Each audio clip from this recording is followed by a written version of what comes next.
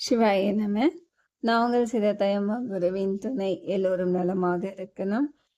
நிறைய பேருக்கு நிறைய தடைகள், எந்த காரியங்கள் செய்தாலும் தடைகள், எந்த மாற்றமும் இல்லை. நிறைய பொருள் வாங்கி வைத்து பூஜை செய்கிறோம்.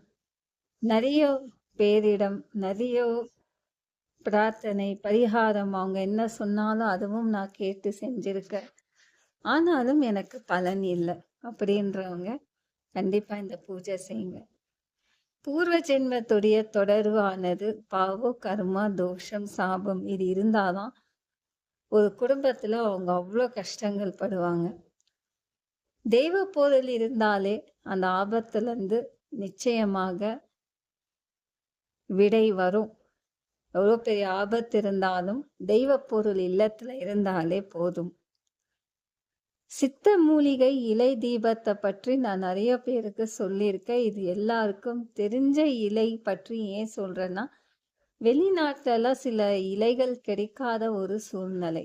நிறைய இலைகள் இருக்கு, வசியமான இலைகள், ஆனா அது தேடி கண்டுபிடிக்க ஆக மாட்டேங்குது.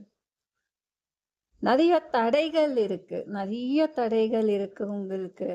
உங்க வாழ்க்கையில 90% வேலை ஆகுது, ஆனா அந்த 10%ல 90% வேலையும் தடையாயிடுது.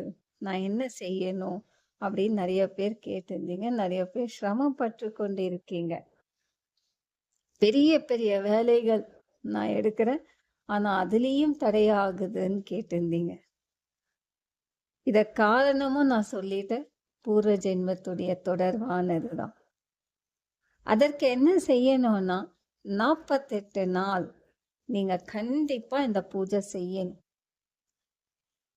ஏற்கனவே இந்த பூஜை எல்லோரும் திங்கக்கிழமை எருக்கம் இலை தீபங்கள் ஏத்தி வழிபாடு செய்றீங்க. பிள்ளைங்க நல்லா படிக்கணும், பிள்ளை ஞான சக்திகள் பெற்று நலமாக இருக்கணும்.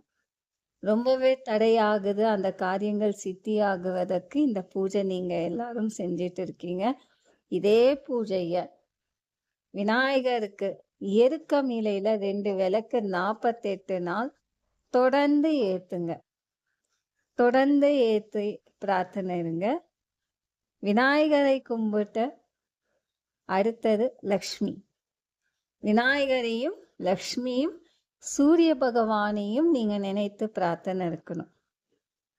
முதல் விநாயகருக்கு எருக்கம் இலையில 2 இலை வைத்து 2 விளக்கு ஏற்றி பிரார்த்தனை இருக்கணும். லக்ஷ்மியிடம் உங்க கையில வெத்தலை வைங்க. வெத்தலையில மஞ்சள், குங்குமம், வெட்டிவேர், அருங்கப்பில், காணிக்கை ஒன்று, மலர்கள் ஒன்று, ஏதாவது பிரசாதம், அதாவது முந்திரி, திராட்சை இல்ல பழம் வைத்து பிரார்த்தனை இருக்கணும். பிரார்த்தனைலாம் முடிஞ்சிட்டு ஒரே கோரிக்கை, எனக்கு இதை முடிச்சு கொடுங்க, அவ்வளவுதான். அந்த கோரிக்கையெல்லாம் பிரார்த்தனை செஞ்சுட்டு லக்ஷ்மி பாதத்துல சமர்ப்பணம் செஞ்சிடுங்க, வச்சிடுங்க.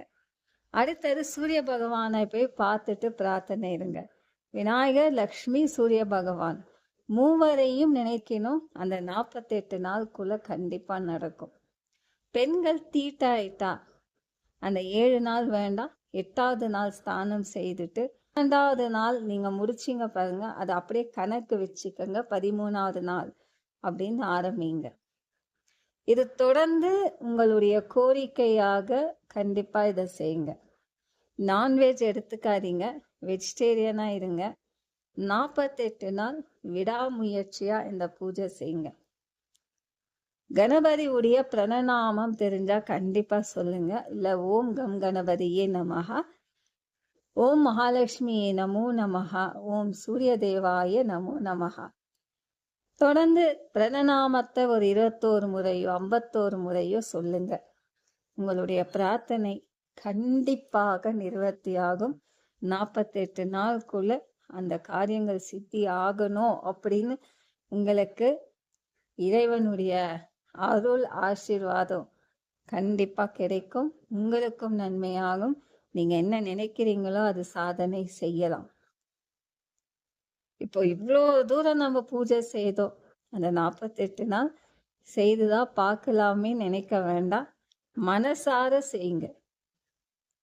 மனசார இந்த பூஜை உங்க மனசுல பதிவாகணும். கண்டிப்பா செய்து பார்ப்போம், கண்டிப்பா நடக்கும். தொடர்ந்து செய்யுங்க. ஒரு வேலை கண்டிப்பா நடக்கும். விடாமுயற்சியா இந்த வேலை முடியுன்ற நம்பிக்கையில தான் நீங்க ஒவ்வொரு வேலையும் ஆரம்பிக்கிறீங்க. அந்த வேலை நன்மையாக இருக்கணும்னு சொல்லி நானும் கணபதியிடம் பிரார்த்தனை செஞ்சுக்கிறேன். எல்லோரும் நன்மையாக இருக்கணும். குருவின் துணை. சிவாய நமः.